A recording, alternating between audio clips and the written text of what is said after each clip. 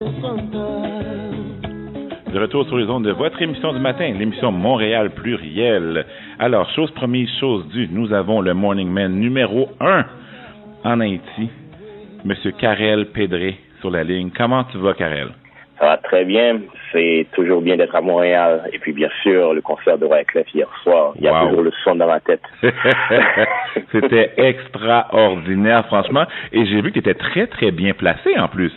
Eh bien, il fallait justement franchir la foule. J'étais juste derrière sur cette Catherine. Et puis, je me suis dit, non, je ne vais pas rater ça. Il faut justement venir jusque devant la scène. Donc, j'étais avec des amis, donc j'ai franchi la foule pour arriver et j'ai pris quelques photos, quelques bonnes photos. Oui. D'ailleurs, j'en ai... Oui, justement. Donc, je m'amusais follement. Et puis, c'était la première fois je voyais Wyclef en dehors d'Haïti performer pour un public. Donc, c'est pour moi son premier grand concert. Oui. Karel Pedré. Qui est Karel Pedré? Je suis animateur de radio, je suis présentateur de télévision en Haïti. J'anime bien sûr une émission matinale qui s'appelle Show Karel-là. C'est un mot que j'ai créé qui veut dire le show de Karel en créole. Oui. Mais j'ai écrit ça différemment, c'est pas écrit en créole, donc j'ai inventé le mot un peu. Oui. Et c'est une émission très écoutée qui reçoit tout le monde. C'est un talk show, mais à la fois aussi c'est une émission de musique de variété. Je joue beaucoup de chansons d'Haïti, mais aussi chansons du monde, du hip-hop, du reggae, du dancehall, afrobeat et tout ce qui est à la mode, quoi. Oui, tout ce qui bouge. Oui, justement. Tu as été découvert pendant le tremblement de terre en 2010. Tu as été la voix à travers une rare connexion Internet de plusieurs médias qui voulaient s'informer de la situation du pays. Ouais. Comment c'est arrivé? Eh bien, c'était juste le hasard, je pourrais dire, puisque on était très chanceux à la radio où je travaillais. On n'avait pas eu trop de dégâts et l'Internet fonctionnait encore. Et on avait... on avait de l'électricité puisque la radio fonctionne sur groupe électrogène. Okay. Donc, j'ai dû rester pendant les heures qui suivaient le tremblement de terre à informer tout le monde parce que j'avais posté des photos en ligne sur Twitter et Facebook. Et puis, les médias du monde entier voulaient entrer en contact avec moi. Et puis, je me suis connecté sur Skype. Oui. Et puis, définitivement, j'ai passé pratiquement 7 heures de temps d'affilée. Pendant qu'il y avait encore des répliques dans le studio de la radio à faire des interviews, à informer tout le monde. Donc, c'était ça. Wow. Et depuis, tu n'as pas chômé. Là, c'est Morning Show numéro 1 en Haïti, où c'est un animateur Digital All Stars, qui est l'équivalent pour nous de Star Academy ici, en Haïti.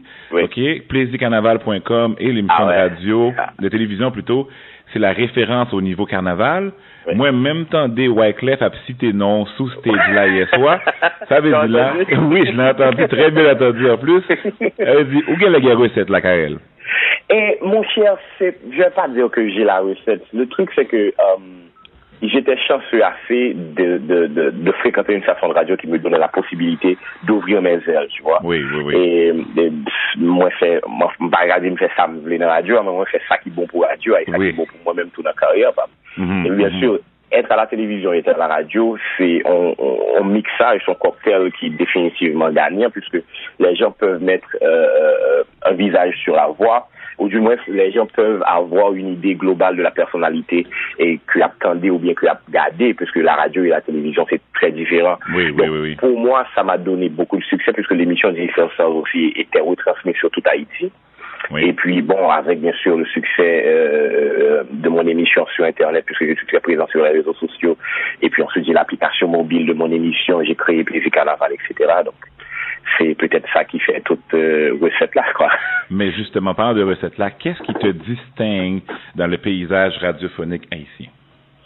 Je pense que c'est mon originalité et aussi le fait que je ne me contente de rien, en fait. Je suis, comme on dit en anglais, I'm hungry, and je veux vraiment avoir tout faire et dans les médias. Voilà pourquoi j'ai créé mon site internet. Je fais des reportages sur des événements culturels en Haïti maintenant que je poste sur ma page Facebook et aussi partager ça sur YouTube, etc.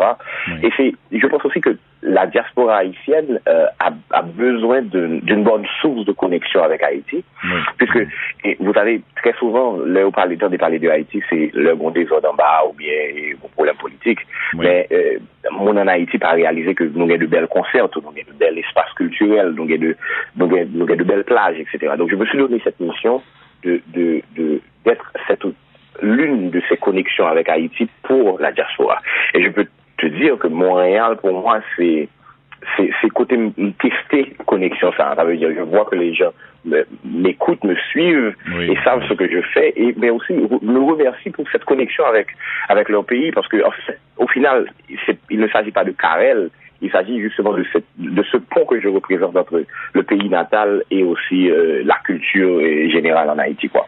Et tu le fais tellement bien. Je regarde les entrevues que tu fais sur le site Chocarella. Oui. Écoute, le show est filmé. Oui. Le show est rediffusé sur le web. Tu Munteka dit, bon, c'est pas en Haïti après chose. Justement. Franchement. C'est ça en fait, c'est que mes paysages radiophoniques en Haïti et paysages médiatiques, en fait, très traditionnel. Bon, oui. Bien sûr, on est un pays pauvre et puis ensuite, il y a la politique qui prime aussi, mais l'entertainment, le culturel, etc., pas bien trop de plateformes de promotion globale. Donc, je me suis donné cette mission de faire ce que je fais. Donc, s'il y a des invités qui sont des invités intéressants, filmer, moi, mettez de façon pour nous capable de réaliser qui ambiance qui est, et pour nous réaliser tout justement, faire connaissance avec qui est-ce moyen et regarder comment m'a amusé, madame nous m'a fait interview, tout, etc. Donc, c'est un tout, quoi. Avec plaisircarnaval.com, tu internationalises l'expérience carnavalesque d'Haïti dans le monde entier par le support du web. Est-ce que tu penses que c'était une nécessité? Bien sûr, bien sûr. Enfin, encore une fois, c'est justement pour parler de cette connexion avec la diaspora haïtienne. J'avais trop d'amis de l'extérieur qui me demandent « Karel, voyez carnaval ça pour moi. Karel, tu m'envoies le lien. » Donc, il fallait justement envoyer des emails à chaque personne, ou du moins faire des uploads personnels et partager le lien sur Dropbox ou d'autres, ou Faushare, par exemple, que j'utilisais. Oui. Et puis, je me suis dit, mais pourquoi ne pas créer un site internet, puisqu'il n'y a pas que mes amis qui ont besoin d'Américains carnavalesques en Haïti et de vivre l'expérience du carnaval.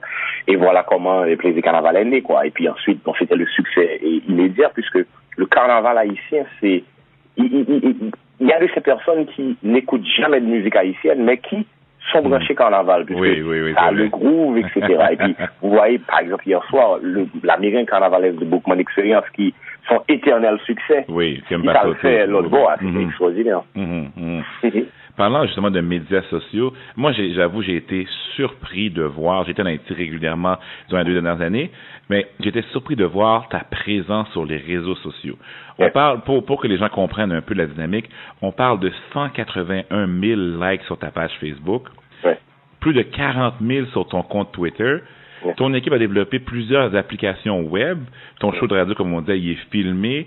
Le site web de Chocarella a rien à envier à personne. C'est professionnel, c'est structuré, c'est organisé. Tu es excessivement branché pour un pays qui ne l'est pas. Définitivement. Enfin, le truc, c'est que j'ai étudié la science informatique. J'étais toujours très intéressé aux ordinateurs et tout. Oui. Et puis, je me suis dit, avec bien sûr la montée de Facebook, de Twitter, de Instagram et d'autres réseaux sociaux, je me suis dit pourquoi ne pas mélanger un tout petit peu ce que je fais et partager l'expérience à travers les réseaux sociaux. Donc, au début, avant le tremblement de terre, en fait, je partageais ce que je vivais, ce que je mangeais, je parlais de tout et de rien.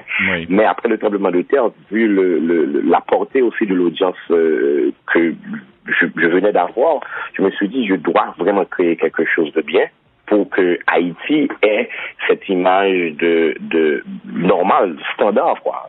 Vous voyez, parce que et les émissions de radio aux États-Unis, au Canada, etc., et sont très présentes sur les réseaux sociaux.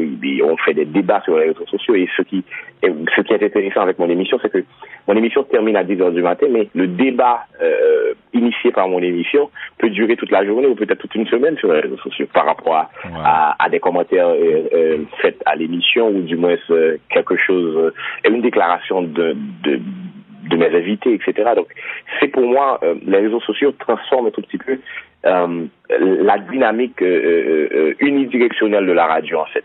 Et ça vous permet d'avoir le feedback. Et puis, bien sûr, j'utilise ça à bon escient. Voilà pourquoi, bien sûr, je suis peut-être l'un des Haïtiens les plus connus sur les réseaux sociaux avec 181 000 likes sur Facebook. C'est des likes organiques en plus. J'ai pas payé pour faire de la publicité sur Facebook. C'est bien, ça c'est extraordinaire. Pour quelqu'un qui aime les réseaux sociaux comme moi aussi, c'est extraordinaire, belle réussite. Tu es aussi impliqué dans l'humanitaire avec ton projet de Sunday Project. Oui. Parle-nous de la mission de ce projet. Voilà.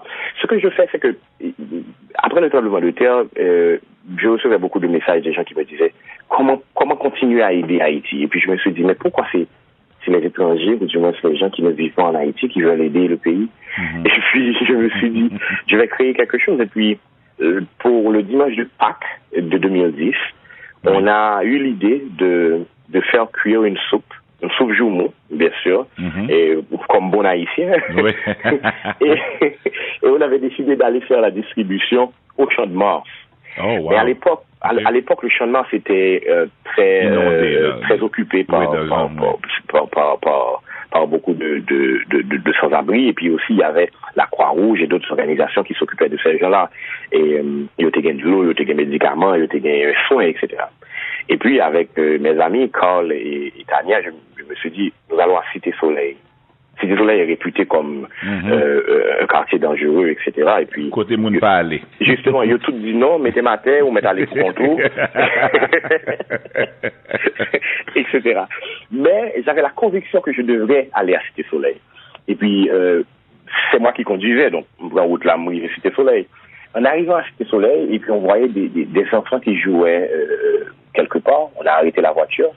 Et puis nous venons, et puis nous dit, nous venons pour ton soupe là, etc. Bon, imagine-toi, quand on est à Cité Soleil, soupe joumou, c'est des haïtiens, bref, chaque 1er janvier. En plus de ça, c'est 3 inconnus qui viennent dans la machine qui disent une bâtiment soupe. Bon, définitivement, mon cas, c'est poison d'une bâtiment, ben, c'est mon bagage. Donc, enfin, il ne pouvait pas croire. Et puis, nous tous les 3 obligés de boire soupe là devant, pour les convaincre de pouvoir faire la distribution. Donc, finalement, ils sont d'accord, on a fait la distribution. Et là, nous sortis, on a eu le sentiment, enfin, c'était un sentiment de satisfaction, on a fait quelque chose de bien, etc. Et puis, on s'est dit, mais après ça, qui ça va pas le manger pendant la semaine, ou du moins, qui ça va le manger l'autre dimanche? Parce qu'on ne voulait pas faire quelque chose tous les dimanches. Okay. Et puis, le lendemain, j'étais à la radio, j'ai partagé mon expérience. Et puis, du coup, j'ai trouvé des gens qui m'appellent pour m'offrir de l'argent, pour m'offrir du riz, pour m'offrir du poulet, pour m'offrir des légumes, pour m'offrir du jus. Et puis, comme ça, je me suis dit, voilà, je vais récolter tout ça. Et puis, j'ouvre le projet aux bénévoles. Donc, je me suis dit, je cherche des bénévoles, etc. Et puis, c'était devenu quelque chose d'extraordinaire, puisque on donnait à manger à pratiquement 500 enfants à Cité Soleil, et avec bien sûr l'aide de bénévoles. Je dépensais pas une goutte de ma poche, etc.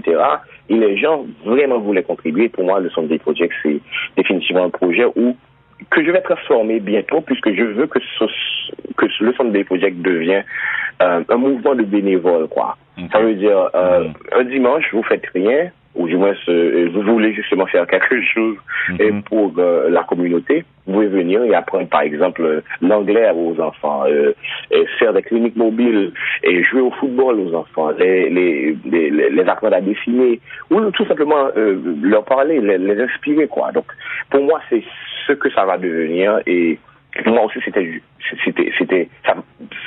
une nécessité de transformer le pouvoir que j'ai à la radio et sur Internet à une cause sérieuse qui était justement d'aider les enfants haïtiens à partir de Sunday Project. Wow, c'est vraiment incroyable ce que tu fais, Karel. Je vais te demander de patienter juste un instant parce que tu sais, une radio commerciale, pour faire de la publicité, on te revient tout de suite après. Parfait, merci. Skin FM 106.3, Montréal. Quand j'étais petit, j'échangeais mes cartes de hockey au bon moment. Comme ça, j'avais toujours les meilleures. Et j'ai encore la même stratégie. Quand tu sais quand passer à une grande caravane ou à un journey, c'est toujours gagnant. C'est l'événement Gagner à l'échange chez vos concessionnaires Dodge du Québec. Profitez d'un financement à l'achat de 0% jusqu'à 60 mois sur tous les modèles Grand Caravan 2015 ou optez pour un Journey 2015 avec un financement à l'achat de 0% jusqu'à 48 mois. Offre valide sur modèle en stock jusqu'au 31 juillet seulement. Détails dans les journaux et chez vos concessionnaires Chrysler, Dodge, Jeep et Ram. Sur Skin FM, l'excellence a un nom et ce nom est Montréal pluriel. De retour sur le de Montréal Pluriel, votre émission du matin. Alors, on est en ligne avec M. Karel Pedré. Je dis bien le nom Pedré, Karel? Oui. OK, parfait. Bon, je suis persuadé que tu as plusieurs autres projets, bien qu'au pas dormi. Alors, c'est vrai. Qui pourrait le faire là? Comme si, qui projet au gain de plus là? Qui projet comme gain? Voilà. Immédiatement, je travaille sur la version télévisée de mon émission. En fait, je ne vais pas justement filmer ce que je fais à la radio, mais de créer une version télévisée. Par exemple, je reçois des écrivains, ou du moins je vais recevoir des peintres ou des gens qui font de l'art plastique, etc. C'est pas trop radiodiffusé. On peut pas vraiment montrer ce qu'ils font à partir de la radio. Ils peuvent définitivement parler de leur art ou de leur projet, mais c'est pas trop visuel. Donc, je vais créer une version télévisée de mon émission où ce sera définitivement un talk show où je vais faire des interviews avec plein de personnalités, mais aussi de faire découvrir des jeunes professionnels, des entrepreneurs, des jeunes artistes et au grand public. Parce que, encore une fois, je pense que la mission, c'est, on peut pas avoir, aucune audience ça et ne pas faire quelque chose avec et ne pas rendre l'audience utile à la communauté et surtout, je suis quelqu'un qui aime faire la promotion du bien, du beau et je pense qu'il y a beaucoup d'autres personnalités en Haïti, de jeunes personnalités qui font des choses bien, qui méritent d'être diffusées, d'être vues par tout le monde et surtout à partir de mon audience. Et voilà pourquoi je suis là. Et puis, c'est pas seulement les gens qui sont en Haïti, au pays natal, mais il y a beaucoup d'autres Haïtiens qui brillent dans leur communauté respective, dans la diaspora. Et je pense aussi que Chokarela est là pour mettre le spotlight sur ces gens-là. Et voilà pourquoi je vais définitivement créer une version télévisée pour l'émission. Wow. Je t'écoute, là, c'est très, très clair où tu t'en vas. Tes inspirations, Karel? Mes inspirations, je vise grand un peu, parce que pour moi, j'ai deux filles. La première a 6 ans et la deuxième vient d'avoir 3 ans. Et pour moi, ce qui m'inspire, c'est la fierté de mes parents et de mes amis, en fait, tous ceux qui me supportent. Et par exemple, là, je viens de poster sur Instagram que je serai en interview avec vous ce matin à Montréal Pluriel. Et puis, Vous voyez qu'il y a des gens qui sont très fiers de ça. Et pour moi, je dois continuer à travailler et pour les rendre beaucoup plus fiers et aussi de laisser peut-être l'héritage ou du moins de tracer le chemin pour les autres, puisque je viens d'avoir 25 ans, je suis encore jeune, mais il doit y avoir une nouvelle génération d'hommes de médias et de femmes de médias en Haïti qui peuvent définitivement suivre la route et peut-être faire mieux que Karel, quoi. Justement, dans ce même ordre d'idée-là, quand tu vas dire mission accomplie, Karel? Oh, là, c'est une très bonne question. Je n'ai pas l'intention de partir en retraite. Donc, pour moi, mission accomplie, ce serait quand je serai sur mon lit de mort, quoi. Du moins, quand je pourrai plus faire ce que je fais, ou du moins inspirer ou travailler dans le domaine. Donc, peut-être c'est peut-être ça. Je n'imagine pas la fin, quoi. Et je pense qu'il y a toujours moyen de s'améliorer, il y a toujours moyen de faire beaucoup plus et c'est exactement ce que je compte faire et c'est exactement ce que je fais là. Karel, merci beaucoup pour cette belle entrevue. Écoute, lâche pas, continue à faire tout ce que tu fais et en même temps, quand tu reviens à Montréal, le micro Montréal Pluriel, c'est le tien. Non, la prochaine fois, je serai en studio. Hein. Oui, définitivement. Définitivement. Définitivement. Tu reviens quand tu veux. Et j'espère revenir en hiver, là. En hiver, oui. Et on veut collaborer. Chokarela et Montréal Pluriel sont des shows qui se ressemblent. Tu nous inspires, franchement, Karel. Continue à faire ce que tu fais. Merci beaucoup encore pour cette belle entrevue ce matin. Pour le plaisir pour moi. Merci. Bonne journée. Toi aussi, là. Au revoir tout le monde. Bye-bye.